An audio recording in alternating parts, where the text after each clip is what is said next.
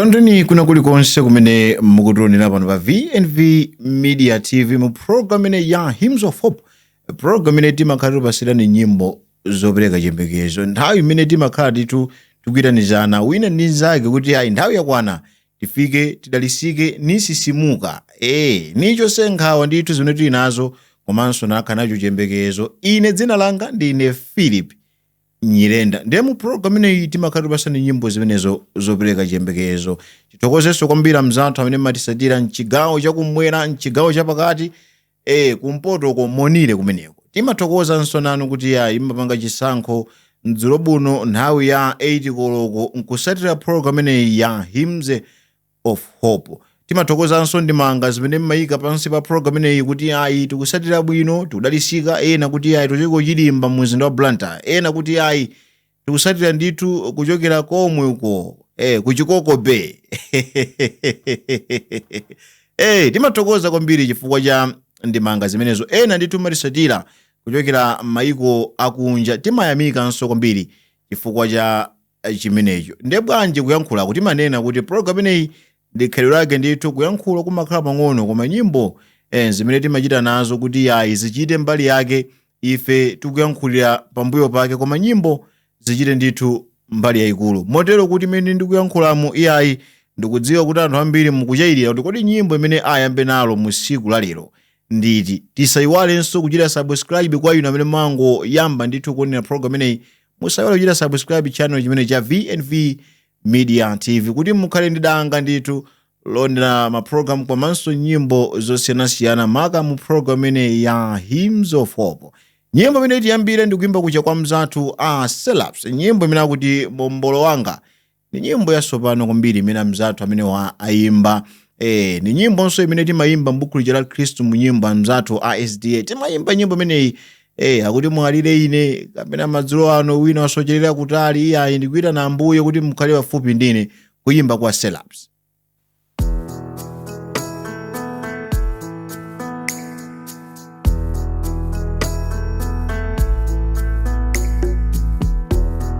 Mombolo wanga zuwatu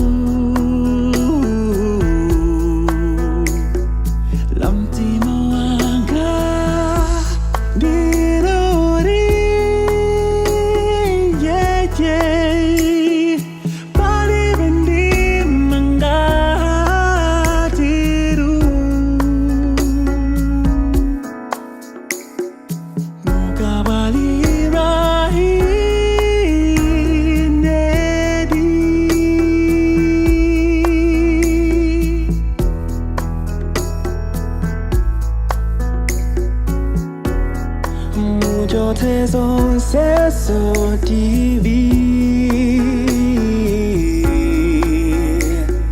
Zobi Sunkope Ya Luyo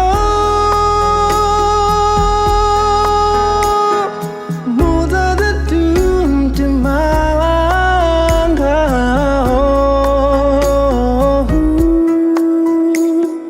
Nigunika kwa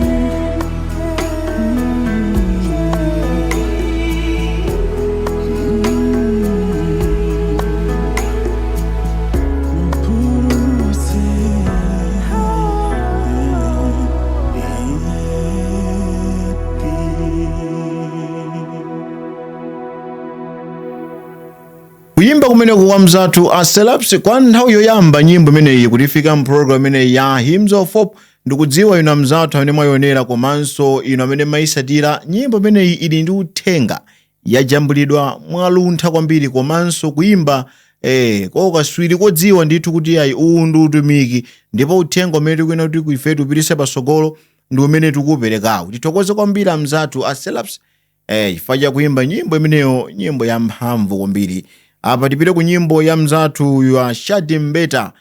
Shadimbeta atipasire nyimbo imene akuti sitidziwa nthawi. Ni nyimbo nso imene timayimba kwambiri imene amati adzatu tikonzeke. Ni nyimbo ya mphamvu kwambiri Shadimbeta.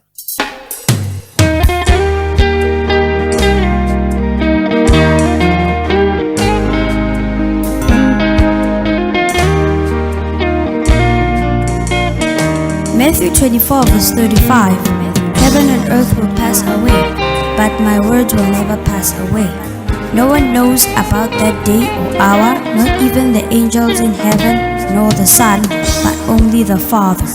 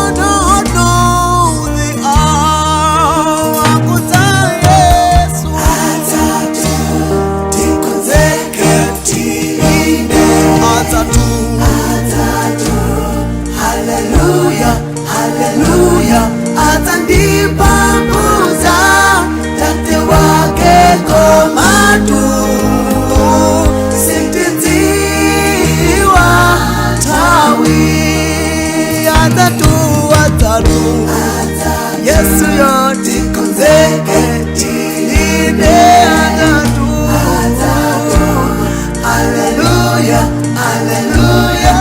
Azanimabuza tate wake komatu.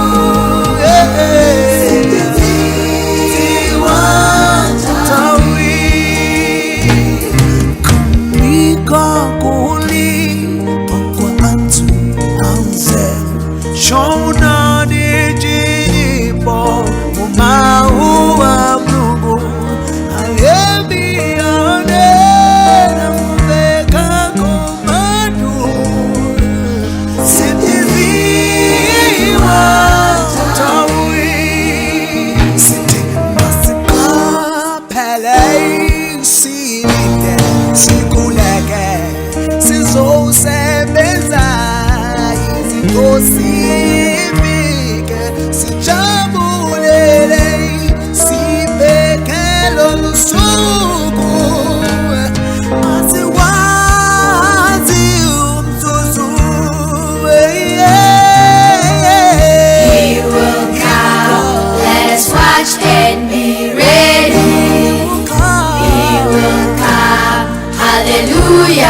Hallelujah, He will come in the clouds of His Father's bright glory. But we do not know the hour. He will come, let's watch and be ready. He will come, hallelujah, hallelujah. He will come in the clouds of His Father's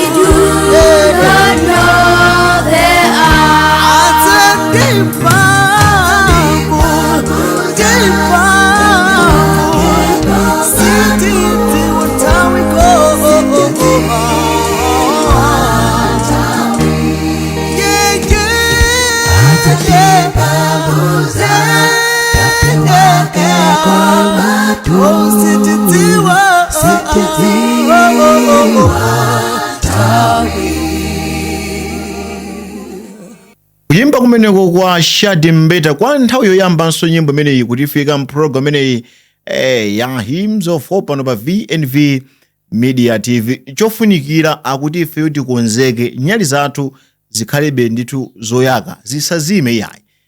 Nthawi zina anthu timatha kunyutulira nkomaona kuti yayi mwina ambuye sangabwere sadza ameneyu zimene zinambo zimva kwa nthawi yakalekale kwambiri. Ena mwina tili ana pano tufika zaka ma 80 chakuti koma mauthenga amene tinamva mbuyo momangoti Yesu akubwera panopa angobwerabe koma Yesu sakubwera. Ndi nyimbo imeneyi imatilimbikisa kuti yayi adzatu. Chofunikira ifeyo tikonzeke tilinde tiyime benji ndikuyasabe nyali zathu chifukwa palibe amene akudziwa ola kapena nthawi koma nthawi iliyonse ndithu mwana wa Mulungu adza. Kuyimba kumeneko kwa Shadi Mbeta kwa nthawi yoyamba kuti ifika mpulogalamu imeneyi ya Hymns of Hope. Ndipo nyimbo imene ilifikenso kwa nthawi yoyamba ndikuyimba kuja kwa mzathu a Bright Hope. Nyimbo imene akuti ukwati kwa ife mzathu amene tikonzekera ndithu ukwati yayi. Nyimbo imene ndi yanu komanso kwa ife amene tinamanga kale ukwati oyera. Nyimbo imene ndi yathu kutithandizira kuti ukwati ndi chinthu choyera chimene Mulungu wakumwamba anachidalisa komanso nachipasa kwa ife kuti ifeyo tichite nacho ndithu. Tichite nacho. Ndi nyimbo ipidwa na mzathu amene wa a Bright Hope. Nyimbo imene akuti ukwati. Ukwati oyamba mdziko lino nadalitsidwa munda wa Edeni. Mulungu atamaliza kumulenga Hava, Adamu na bwekela ndiwe fupa la mafupa anga. Iwe mamuna mukonde kazi wako, nawe mkazi mubele mamuna wako. Zimuela akale nkoswe yanu, mukonda nebe musunga nebe. Iwe mamuna mukonde kazi wako, nawe mkazi mubele mamuna wako. Zimuela akale nkoswe yanu, mukonda nebe musunga nebe. Kuti mukale nalo banja lo sangalala, zikufunika Mulungu akale patsogolo. Mukakala mchikondi zinthu zimayenda, ngakale so ana amakondwa.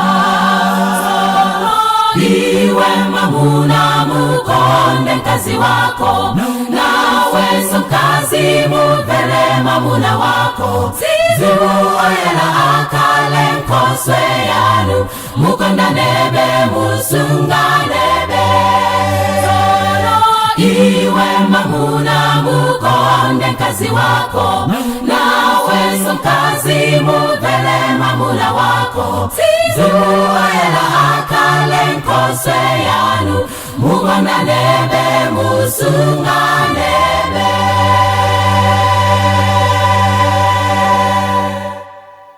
Kuyimba kumeneko kwa mzathu a Bright Hope. Naonso kwa nthawi yoyamba mene fotokozera kale kuti ifika mpulogalamu imene ya Hymns of Hope pano pa VNV Media TV. Nyimbo ya mphamvu. Nyimbo yopereka ndithu danga kwa anyamata ambwalo pamene akonzekera ndithu kala mbanja. Anyamata ambwalo pamene akakonzekera ndithu kuti amango ukwatoyera. Ukwati ni chinthu chofunikira kwambiri. Ukwati ni chinthu chofunikira kwambiri chone Mulungu wathu akumwamba adachipereka kwa ife kuti ndithu tikhale nacho, tipange ndithu tikhale wina ndi nzake pamene tikukhala pano pa dziko lapansi. Ndiye nkofunikira ndithu kuti ngati pali mwayi komanso tapeza zathu apo ukwati tiyeni ndithu tichite chofunikiracho chifukwa chimenecho ndi chimene chili choyenera. Mkatikati ma program imene ya Hymns of Hope, nyimbo inanso imene tifike ndikuimba kuja kwa mzathu Christ Echoes. Nyimbo imene akuti mlonda adayimba iwo wa mtundu wawo, koma ndi nyimbo imene timayimba kuti mlonda tandiuza kuti kunjaku kulinji, kukuchitika zotani tandiyankhule ine mlonda. Nyimbo inanso ya mphamvu imene timayimba komanso imene muli uthenga wake menemo. chifukwa tikaona zochitika zimene zikuchitika iye zikungoonesa kuti tili kumapeto kwa nthawi, ndiye tikumuwuza mlondayo kuti atiwuze kodi zimene zikuchitikazi zikusonyeza chani. Njala imene ilipoyi zikusonyeza chani? Kukwera kwa katundu kodi zimenezi zikusonyeza chani? Kutha kwa mabanja kodi zimenezi zikusonyeza chani? Kusowa kwa ntchito kodi zimenezi zikusonyeza chani mlonda? Kodi kuvutika umphawi ndi umasiye kodi zimenezi zikusonyeza chani mlonda? Ndiye nyimbo imeneyi ndi yamphamvu kwambiri, koma mnyamata amene wa Akrist Echoes anayimba ndithu mwa njira yawo, ndipo ifeyo tingomva uthenga umene anyamata amene wa akutipasa kufuwulira kapena kumfunsa mlonda za zimene zikuchitika komanso chimene chingachitike mu nthawi imeneyi. Londa kala chelu ona nthawi yatha chenjeza anthu usagone tulo. Londa kala chelu ona nthawi yatha usagone tulo. Chenjeza anthu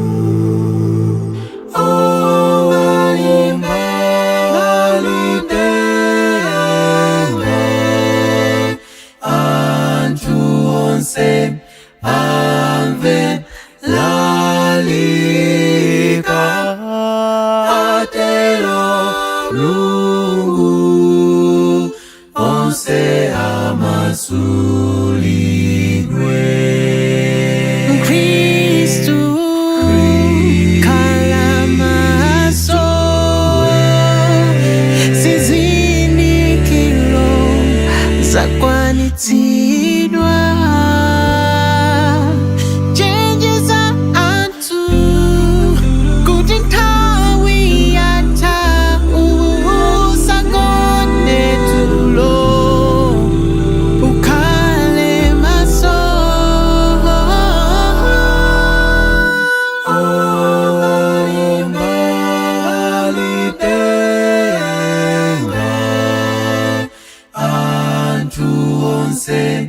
Ave lalika atelo lungu onse amasulidwe.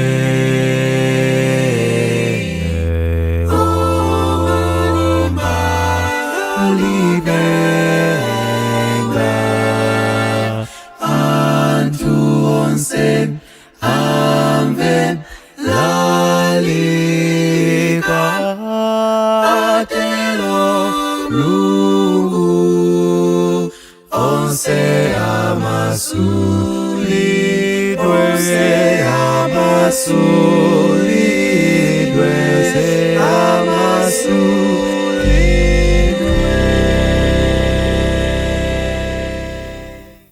Kuyimba kumene kwa mzathu Akrist Echoes, nyimbo imene akuti mlonda. Takamba zambiri kwambiri za nyimbo imeneyi yokhuza mlonda, tikudziwa kuti mzathu tadalisika, komanso nyimbo imeneyi yatipasa chiyang'aniro ngati pena timafoka nkumona ngati mwina tinyutulire iya si nthawi yake ndithu, ndi nthawi yoti ifeyo tikhale maso nayang'ana kwa Yesu mpulumutsi wathu, tizitha kuona kuti ayi zimene zikuchitikazi zinalembedwa kuti pazakhala chakuti, ndiye ndifa kamati owerengawe khala maso. Nuone ndithu ndikumuwuza mlondayo kuti kangati zimene anatiwuza mlonda zija nthawi yake ndi imeneyi. Yafika ndithu zimene zikuchitikazi. Tithokoze kwambiri amzathu Akrist Echoes chifukwa cha mayimbidwe amene wagulu imene la Akrist Echoes kuchokera mu mzinda wa Blantyre. Nyimbo yamphamvu kwambiri kutifikanso kwa nthawi yoyamba mu program ineyi ya Hymns of Hope. Kwa inu amene mwangotipeza kumene, tisayiwale kuchita subscribe channel chimene cha VNV Media TV kuti tikhale ndi mwawi amati mwawi omaonera ma program osiyanasiyana amene timakhala tikupasirani pano pa VNV Media TV. Tikaona nthawi apa iyayi nthawi ndithu yafika kumachereche akuti zingakome motani koma ndithu kumafika kumapeto kuti ayi tisiyane pano kufikiranso sabata mawa limenenso tizabwere ndi nyimbo zosiyanasiyana zimene zimatikuta natipasa chiyembekezo chimene ife tonse tikuyenera kukhala nacho. Nyimbo yomalizira imene tifike mprogram ineyi ndikuyimba kucha kwa anzathu The Promise akuti chikondi cha pa dziko lapansi. Mundikhulupirira kuti pali nthawi zina zimene timavutika kufuna abale palibe amene amapezeka. Nde nthawi zina kumabwera mathandizo amene sakufunikira iyayi. Nthawi imene ukulira ndi nthawi imene abale akonera abwere akhale nawe nakupasa ndithu chitonthozo nakupasa izo zimene weyo ukusowekera. Koma nthawi yafika zonse uli nazo mpamene akubweretsa zimene weyo umazisowa. Tisafika penepo. Tiyeni nthawi imene abale athu akulira ifeyo tibwerepo titengepo mbali. Tapase ndithu zofunikira zimene zingathandize nthawi imeneyo. Osati nthawi imene Mulungu wadalisa, Mulungu wapasa zina mazilakalaka ndi ife tizibwera nawo apasa kuti ayi tikupasani zimenezi. Iyayi. Tizikondana mu nyengo zonse. Mu nthawi imene zinthu sizili bwino tikondane. Mu nthawi imene zinthu zili bwino tiyeninso titero. Mu nthawi imene wina wadwala tizondane. Mu nthawi imene wina wachira tiyeni titunso tikhale limodzi zimachita bwino. Mu nthawi imene wina waferedwa tiyeni tikhale pansi limodzi. Mu nthawi imene munthu akusowa thandizo tiyeni ifeyo timpase zimene ifeyo tili nazo. Timpase ndithu ndi kundalitsa kuti mzathu yonso apeze popumukirapo. Ena timakhala ndi nzeru kuti ine nzeru zanga ndi zimenezo ndikupasani.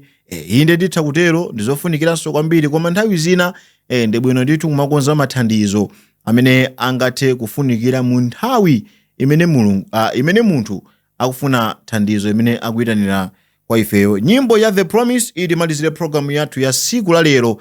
Ine dzina langa ndine Philip Nyirenda, komanso titokoze pa cameraman Brian Katumba chifukwa chioneseso ndi programu ineyi ikujambulidwa kapena yaoneka mene yaonekeramu. Ndithu timathokoza kwambiri nyamata ameneyi amagwira ntchito yayikulu kwambiri. Kuchoka kwa ife tonse amene timagwira ntchito kuno ku VNV Media TV kuti ipitirizani kuonera ma program osiyanasiyana pano. Tingoti bye for now. Chikondi chapadziko chimandidabwitsa, chibwera pa nthawi yomwe sichikuyenera. Ndinali wanjala simunandidyetse, ndinali wausiwa simunandiveke. Lelo ndamwalira ndasanduka mfumu, ndidziwa bwanji za ufumu wanga nditafa.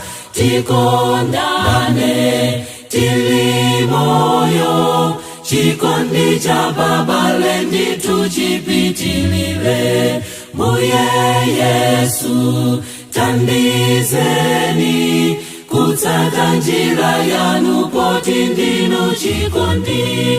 Tikondane tili moyo, chikondi cha babale ndithu chipitilire. Mbuye Yesu tandizeni kutsata njira yanu poti ndinu chikondi. Ndilikone pabedi kutata ndifa, ndinafulila thandizo osaliwona. Abwenzi anditawa ndilindeka muchigwa, ndatsimikiza bwenzi leni ndi Yesu. Lelo ndamwalira mubwera ndi maluwa, ndidziwa bwanji za chikondi chanu nditafa. Tikondane tili moyo, chikondi cha babale ndithu chipitilire. Mbuye Yesu tandizeni kutsata njira yanu poti ndinu chikondi. Tikondane tili moyo, chikondi cha babale ndithu chipitilire. Mbuye Yesu tandizeni kutsata njira yanu poti ndinu chikondi. Mbuye Yesu tandizeni, udindo wa Chikristu wagona pa chikondi.